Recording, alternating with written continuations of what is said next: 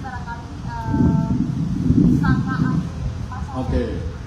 Dalam konteks etik, dugaan pelanggaran etiknya tadi yang didiskusikan adalah pasal 13. Ya, pasal 13 itu pasal yang dalam berbagai pengalaman problem-problem etik memang pasal yang sangat kuat, mengganggu keselamatan dan sebagainya atau gagal menjamin keselamatan. Nah, itu ada itu pasal 13 itu.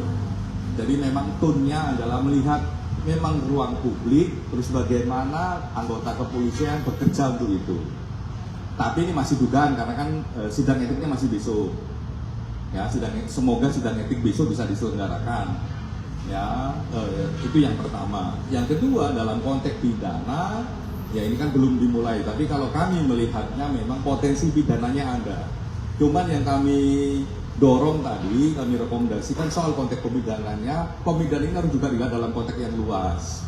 Kenapa ada peristiwa tersebut? Konteksnya apa? Ya, posisi masa aksi seperti apa? Ya, masa aksi itu apakah jumlahnya kecil atau jumlahnya besar? Ya, terus bagaimana posisi juga ketika ngambil putusan? Ya, kalau dalam video itu kan cuman ketika ada orang melintas, ya agak jatuh terus kayak jatuh gitu terus ketabrak gitu ya. Tidak hanya soal itu, tapi juga soal konteks yang lebih luas dalam konteks pidana ini, sehingga ya di samping soal-soal keadilan bagi keluarga korban, di samping keadilan dalam konteks ruang publik, tapi juga ada kebenaran faktual yang juga bisa diungkap. Apa itu ya konteks ini keseluruhan? Kan itu tanggal 28 kalau tidak salah kan, itu kan ada aksi buruh ya, sekian jam sekian macam-macam tertib. Habis itu sore mulai panas dan sebagainya. Nah itu juga harus dipotret. Lah kami juga menyarankan tadi semua pembuktian harus diambil, termasuk juga pembuktian soal CCTV. Mungkin itu sebelum saya lanjutkan, silakan Pak Gubernur kalau ada nomor itu.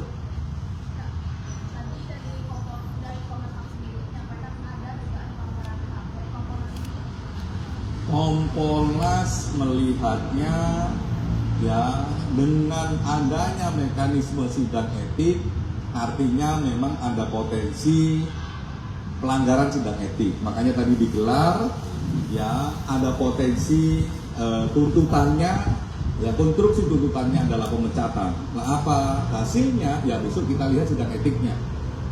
Semoga memang sesuai harapan kita semua ya, sikapnya tegas. Dan dengan proses seperti ini di kepolisian yang mengundang banyak pihak, melihat langsung, terbuka langsung, saya kira proses akuntabilitas prosesnya terjaga dan harapan korbannya insya Allah juga maksimal bisa dijawab dalam konteks etik. Dalam konteks pidana, karena ini masih baru, belum bisa menjawab.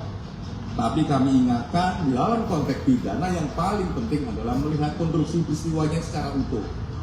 Jadi tidak hanya sepotong peristiwa